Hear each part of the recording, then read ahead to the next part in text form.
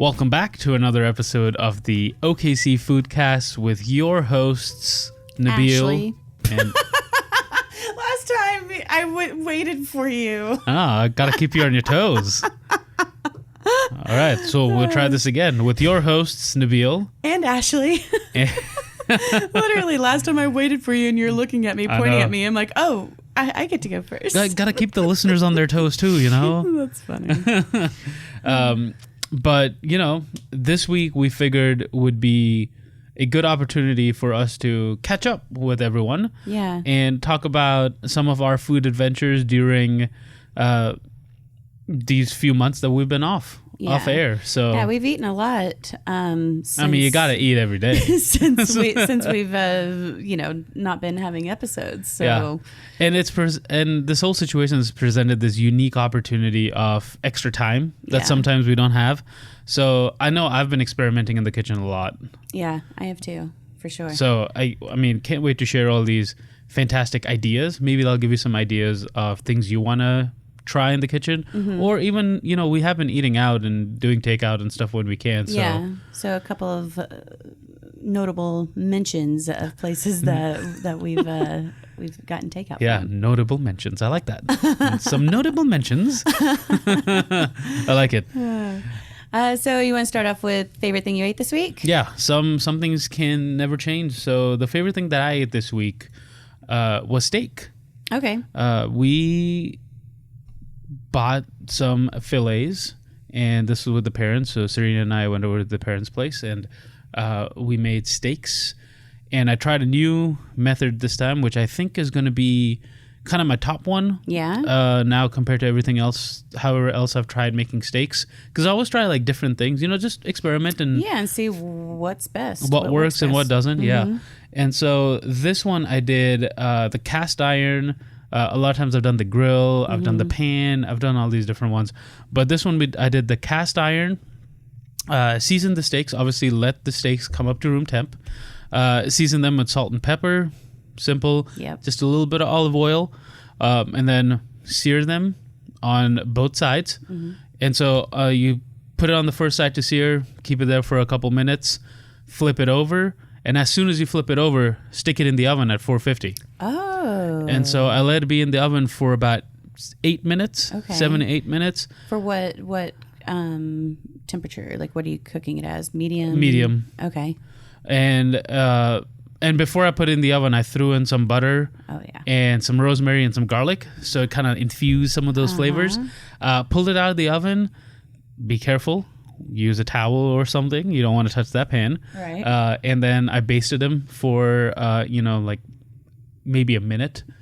Pulled them off, let them rest. And man, and then in the pan itself, I made a little mushroom peppercorn sauce. That sounds good. And so I deglazed the pan, put in some peppercorns, which I had toasted while the steaks were being done. Wow. So they were toasted peppercorns that I smashed. Nice. And so it was a nice, like, peppery, creamy mushroom sauce that you put on top of the steak and enjoy. That sounds delicious.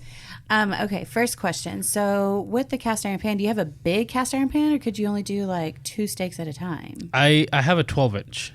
And Okay. so it fit. How many steaks were you It fit doing? 4 fillets on there. No problem? No problem. All right. I don't think mine's that big.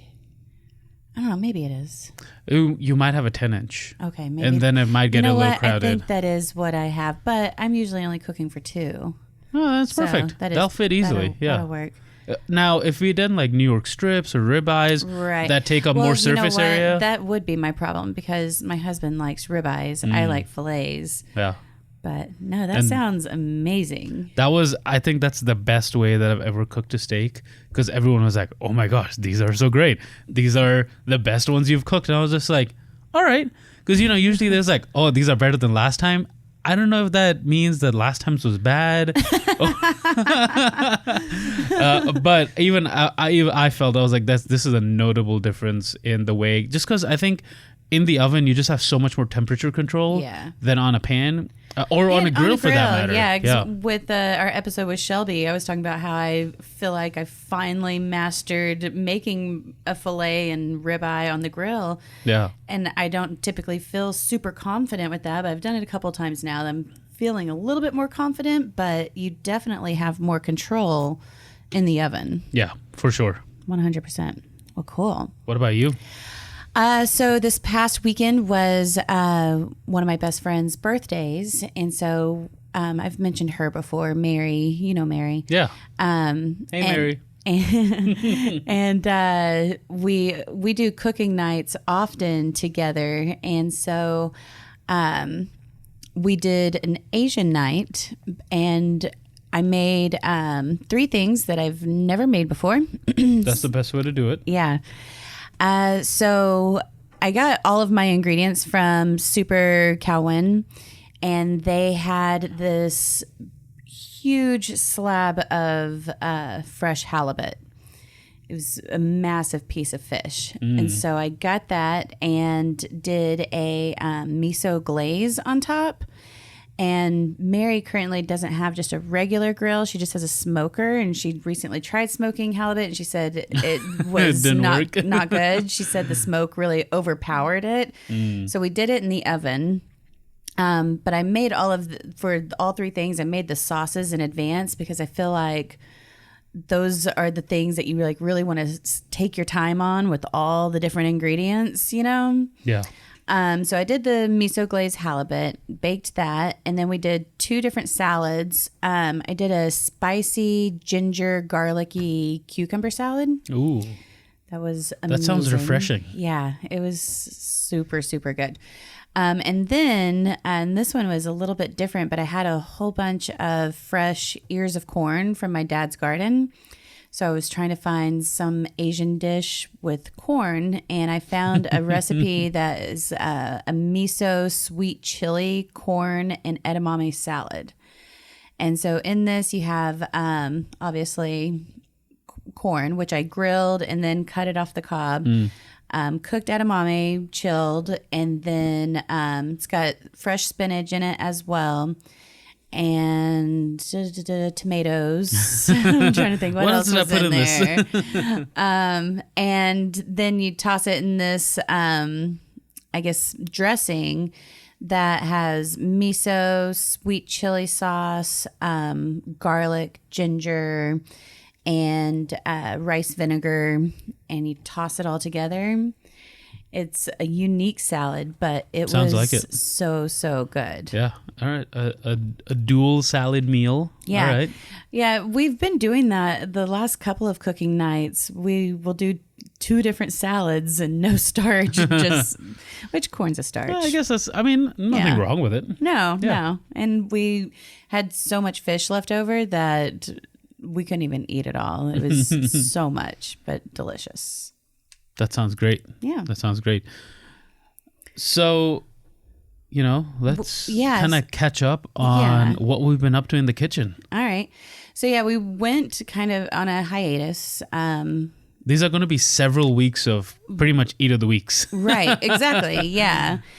So this was back, I guess our last episode was the beginning of March.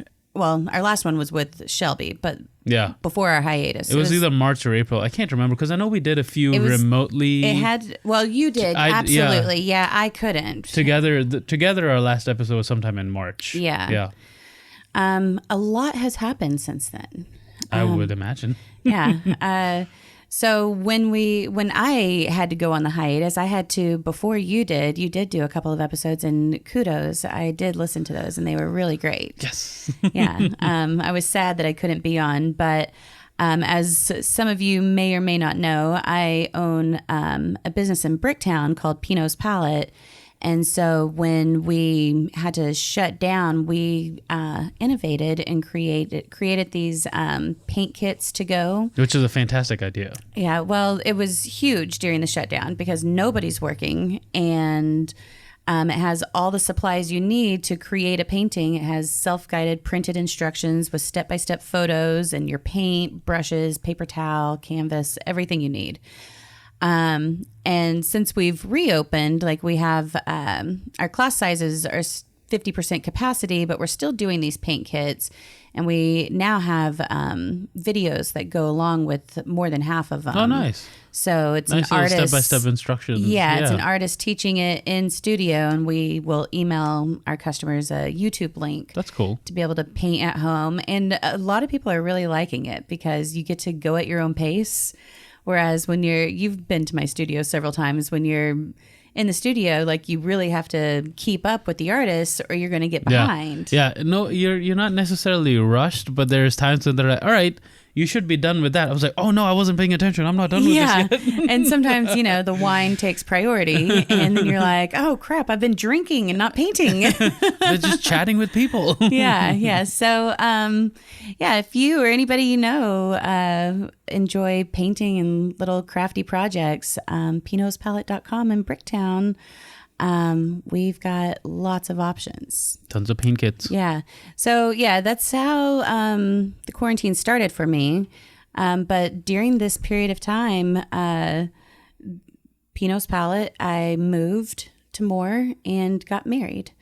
So a lot has happened since COVID. Just a couple of life changes, nothing big. Yeah, it's like, how in the world am I doing all of this during this time? It's crazy. Well done. Yeah, well, thank you. So, I mean, you've been a little more productive than I have. You didn't innovate a new product, move, or get married? Nope. I guess I've been slacking. You did keep the podcast going for a bit. And I appreciate that.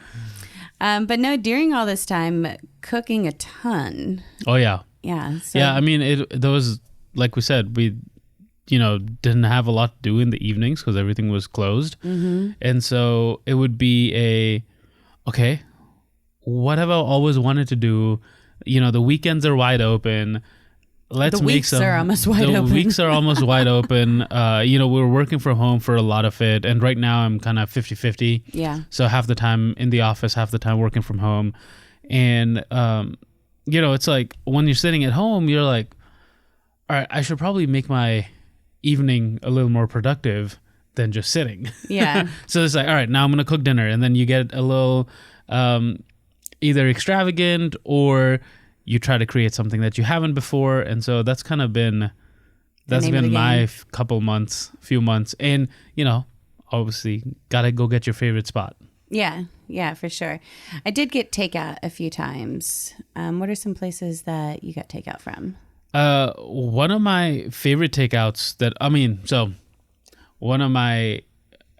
I've got standard places you get takeout from, right? There's pizza places like Halls and Empire. Right. And then there's the Thai food. Thai Kitchen is one of our favorites downtown. Mm-hmm. They were always like super happy to see us, and the guy on the phone would always be very, very happy. And that just always feels good. You call and you're like, hey, it's me. He was like, hey. And then one time I went to go pick it up and I was wearing the Foodcast t-shirt. Oh, nice. And he was like, oh, that's cool. Where do I get that from? So it was like, that was kind of interesting. Very it was cool. fun. But yeah, their Thai food is one of our favorites. So that's the regular rotation. Obviously, we'll try things from here and there. But one of the standout things that I had takeout was Chef Jeff's Goro Ramen. Oh, yeah. And he was doing the special birria ramen, which is sous vide beef short ribs, I think. And he made this beef broth, a 24-hour broth, and it was delicious. He did this twice. First time, 35 servings. So you have to call them at 4 to order it. There's no other way to get it. It's first come, first serve. Because I was just like, hey, can you hold this till 6? Till I can pick it up. He's like, they're like, sorry, it's first come, first serve. I was like, dang it. So I got in the order. I called them at 4. They were busy because they ran out. The phone lines busy? The phone lines were busy because the first one ran out in about 12 minutes. Oh my gosh. And so how do you even answer that many calls in 12 minutes? I have no, maybe someone was like, I want 4. Or I want 30. Yeah, right. I need to feed an army. I'm going to keep this for 2 weeks. Freeze it. So I was able to get through. I got my ramen. Man, it was delicious. Yeah. First of all, I love how it's all packaged and Chef cares about his product so much that he gives you explicit instructions on how to warm it back up. Nice. It's not just throw it all in a bowl and heat it up. I like that. Explicit instructions on what you should do, how to warm it up. So did all of that, and then, man, that's such a good idea that he does that. He's so thoughtful. Yeah, that broth, so good. The beef was just melting. It had crispy shallots and onions and radishes. Oh gosh, you know my love affair with radishes. And all of that worked really well together. It had cilantro, but it came in a container, so you could choose not to put it on. I did put it on. It was great. Man, that was a fantastic bowl of ramen. I hadn't had ramen like that in a long time. Nice. That sounds amazing. That was one of my favorite things that I ate takeout. Very cool. All right. So one of the places I really didn't eat out a whole lot, but one of the places that I'd had before, but it's always a winner every single time, is Butcher's Barbecue. So my husband is actually from Wellston, Oklahoma. And so we are in Wellston pretty regularly. I still haven't tried Butcher's. I need to do that. You gotta. It's amazing. Yeah. And I got what I usually get, the ribs and the burn-ins. And the last time I had it, I guess it's been a few weeks now, but they only are open for a few hours on Sundays. And and they're only open, I think, on the weekends. And we were basically we got in at the tail end before they're about to close, and we definitely had more food than we've ever had before. I think they were loading us up because they're like, well, we're done until next weekend. Oh, yeah. That makes sense. So it felt like a very, very lucky day. Jackpot. Yeah. And then I always get their macaroni and cheese and coleslaw sides. Very, very good. And my husband went and picked it out. I think they're just doing to go. I don't think they're doing dine in right now. But don't mark my words. That wouldn't be weird. No, a lot of people are still. Does it feel weird to say my husband? A little bit, yeah. The other day I called him my boyfriend to my friend, and she was like, "You mean husband?" I'm like, "Oh yeah, I guess so." It does feel very weird. So yeah, had Butcher's, love Butcher's, will always go to Butcher's. I'm gonna have to try that because I know we had Clark Crew and that was delicious. Oh, so good. I want to do them side by side. I think that would be a lot of fun. I did one time have them in the same week, and I did it because I was like, "Oh, this is fresh on my palate. I want to now try this one side by side." Yeah, there's things I like better about one, things I like better about the other. I don't know. They're both phenomenal. No clear winner. Just on individual items. Yeah. That makes sense. And also like menu items, because I always get the ribs and burn-ins for my meat, but the menu items per place, like I love the cornbread at Clark Crew. That cornbread is so good, and I think I might like Clark Crew's mac and cheese better. But no, delicious, so good. Nice. So what else you got?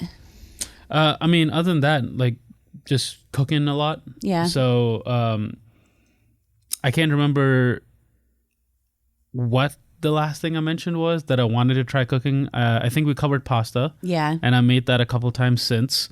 Trying to get better every time, trying to get faster every time. I did screw up one time. How'd you do I that? rolled out my sheets, and initially what I was doing was I was rolling them, and then I would flour and put them, and then I would just cut them. But this time I was just like, I'm gonna try to go fast because I would do it in batches. So I would roll out like a quarter of the dough and then cut it, and then roll out a quarter and then cut it. This time I was like, I'm gonna roll out all of it because I think I'm Top Chef now. And I'm going to roll all of it out, and then I'll cut them all together. It'll be so much faster. Theoretically correct. In practice, while you have water boiling and tomato sauce being made, and there's all this moisture in the air, all your sheets that you've cut, even if you floured them, will start sticking together. Yeah. So then I had to re-roll the dough. Oh, man. And so lesson learned. Well, at least it wasn't like ruined. No.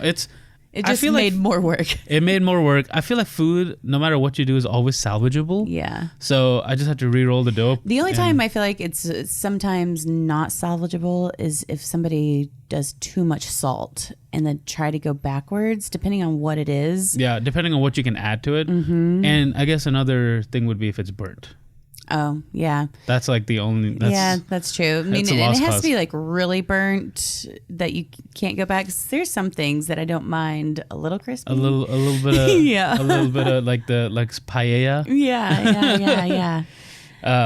But yeah, so I made pizza from scratch. Okay. Which was a lot of fun. I did different methods of cooking that crust because the dough was the same, but then I tried it in a cast iron. I tried it in a sheet pan. I tried it on a little, like the pizza pan that comes with your usual kitchen kit. Right. Cast iron, winner by far. Have you tried it on the grill? I have not tried it on the grill. You've got to try it on the grill. That's my favorite way. And I have to be careful not to get my dough too big because you do flip it on the grill. So you cook one side, you cook the side that you're going to put all your ingredients on first. I see. So, and you just get it a little bit cooked and then you flip it. And then while it's on the grill, you put all your ingredients on top of it. And I've gotten the dough too large before, and then I flip it, and it's like folding over because one side is still raw, Okay. So you have to keep it at a manageable size. But grilled pizza is like, for me, the closest thing you can come to like a wood fire pizza oven. Yeah, I mean, I don't doubt that. That's a good idea. I might try that next time on the grill. I always imagined topping the pizza and then putting it on the grill. I'm just like, I wonder how that would work because I never like actually pictured how I would do it. So I guess that makes sense when you cook one side and then you just top it. Yeah, and you want to like do a good thin layer of oil. Otherwise, your dough is going to stick to the grates. I usually will spray the grates, then start the grill, and then also oil the dough.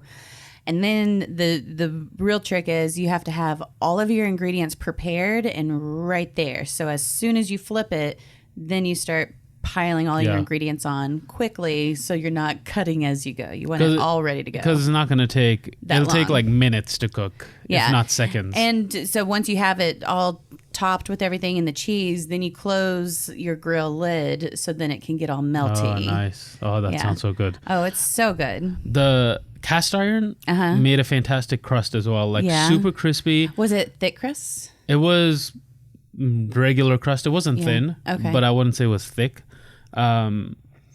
But what I did was I preheated the cast iron for like 30 minutes at 550. Oh. And so the cast iron was super hot and the oven was super hot.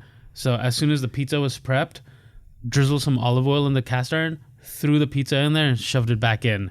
Okay. And so it got... So did you like measure, like cut the dough to be like the exact size of the cast iron? Do you think I'm that organized? I would have done that.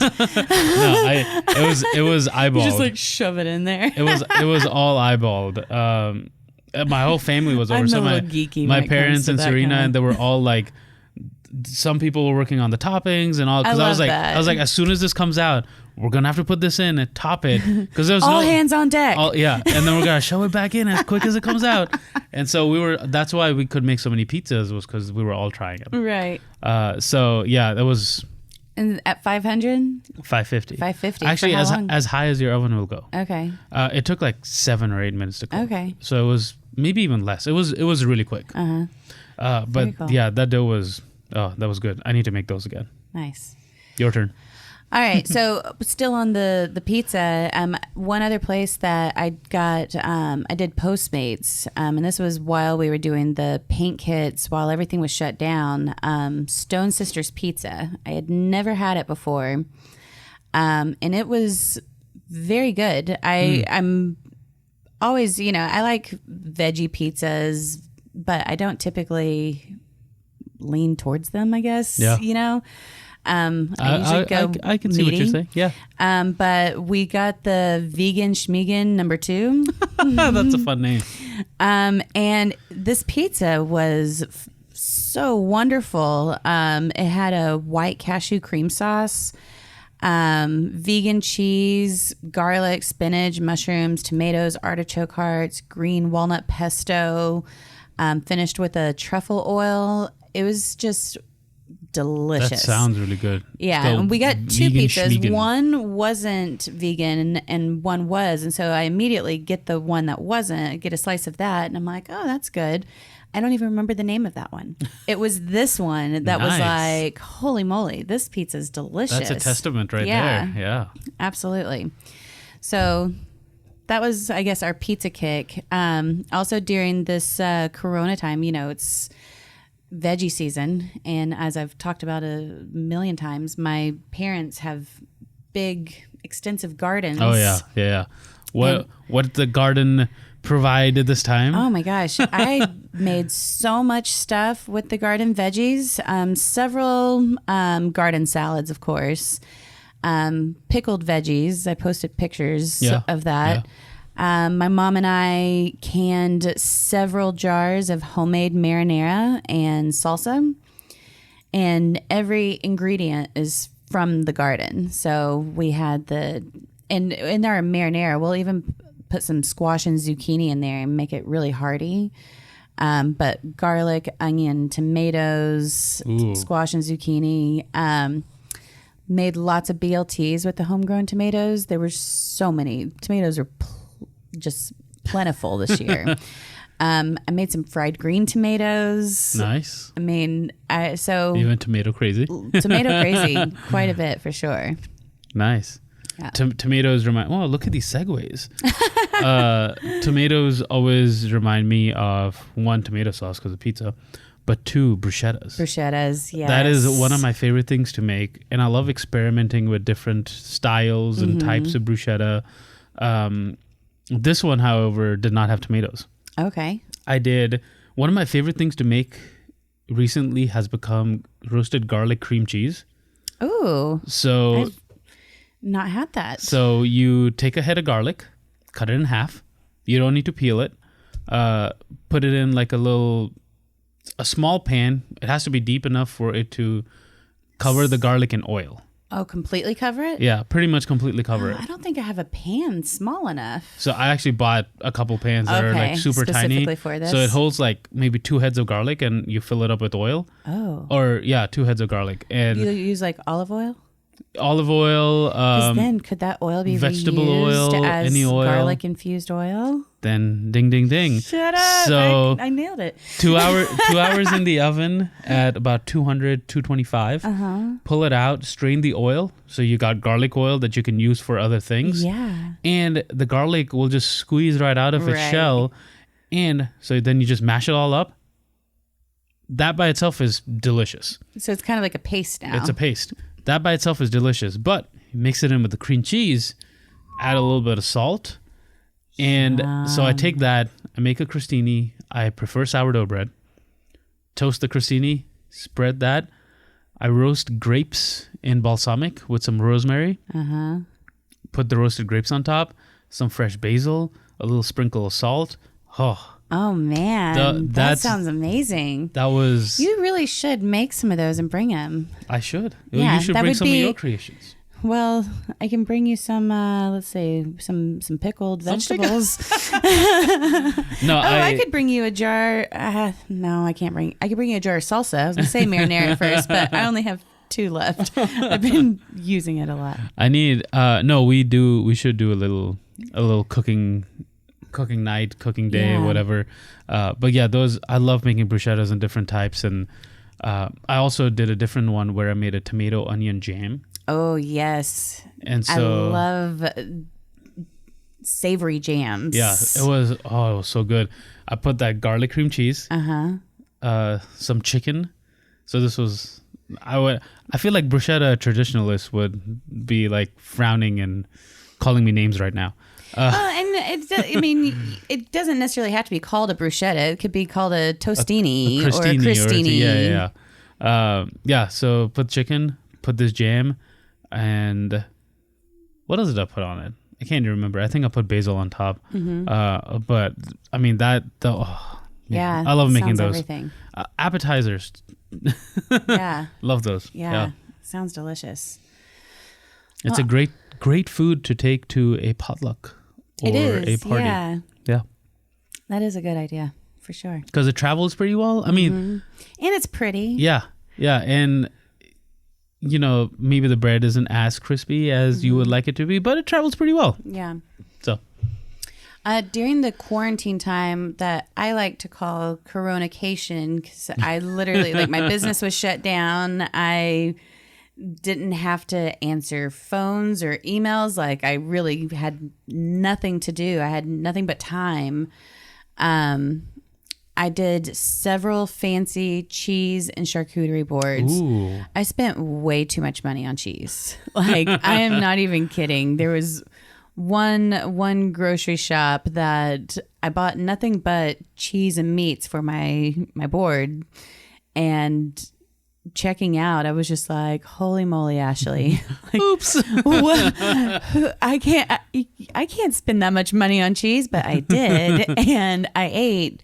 I won't say I ate all of it by myself, but most of it. I ate more than my fair share. That's funny. Yeah.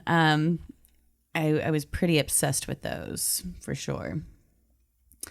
So yeah, things aren't quite back to normal. But I do know, I want to say the majority, but maybe it's not the majority, of restaurants are now allowing dine-in. Maybe it is majority. Yeah, and there's a select few that are still only doing takeout. Yeah, but, and I would say a majority are open again. Yeah. To get food, whether it be dine-in or carry out or whatever, curbside, whatever that is. Because I know some are still kind of in that limbo of how do we open and what should we do. So I think most of them have figured out what precautions and what their protocol is going to be.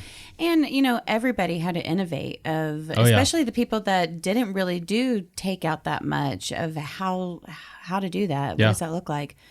A place that I just saw one of our foodie friends post about, and I can't remember who it was, but I definitely want to go and try this. It was from Whiskey Cake, and they have... Oh, the waffles? Well, they have this whole to-go thing that is a ton of food, and it looked incredible. Whiskey Cake's done some pretty innovative to-go kits. Mm-hmm. I will hats off to Whiskey Cake for the to-go kit innovation. I think a lot of the stuff that I've seen has been very interesting and very creative. It was Logan with Edible Excellence, and it's their curbside brunch kits that he posted about. And the picture is their French toast Monte Cristo. Look at this. Ooh. Yeah. And then also, let's see, he mentioned some other things, the chicken and waffles, their deviled eggs. So it's called the Just Add Bubbles kit, and it comes with this French toast, chicken and waffles, and their deviled eggs. And so it's, to feed a family. An army. Yeah, that's what he says. He says to feed a small army. Oh, nice. And it looks incredible. And I've always loved Whiskey Cake. Yeah, so, Whiskey Cake's not disappointed. No, they're solid for sure. So yeah, that's on my to-do list. Nice.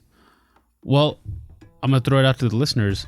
If you've done something interesting with food during your Coronacation, or had some incredible takeout meals, let us know. Let us know about it so that we can talk about those, maybe try some for ourselves. Yeah, if you made something incredible, I mean, Nabil and I both love to cook, so send us what you made, some pointers. Yeah, and we'll give you a shout out on the episode. And then take a picture of our creations. And then we'll see how we can butcher your recipe. I'll take a picture of my creations. I don't know if Nabil's going to... I'm not that disciplined. I just like to eat it. Oh, that's awesome. Well, yeah, I think is that gonna wrap us up today? That's gonna wrap us up. All right, cool. Well, thank you guys for listening. We again are doing bi-weekly episodes right now, and we really appreciate your support. And I can say myself as a small business owner, the restaurants really appreciate your support as well. So anytime You can support a local small business. It is truly everything to us. And I know even though things are back opened, most small businesses are not back at, what they were bringing in income-wise. Most of them are at 50% less because they can only have 50% of the customers. Yeah. So all your support is greatly, greatly appreciated. Yeah. And if you're not already following us, please do so at OKC Foodcasts on Instagram and Facebook. And again, if you want to send us some listener feedback or recommendations of restaurants to try or to have on the podcast or food you've made that we should try to make, send that to us. We love getting listener mail. Yeah, for sure. We love hearing from you and engaging with our listeners because this is why we do it. It's not just about our journey. It's hopefully everyone's journey. Yeah, for sure. If you haven't done so yet, hit that subscribe button. And if you've done that, leave us a rating and write us a review. So we love that so much too. 1, we feel happy about that. And 2, it helps other people discover this podcast, which in turn helps other people discover some wonderful food in Oklahoma. Yeah. So, yeah. Yeah, thank you. And until next time, eat well and be happy. Bye.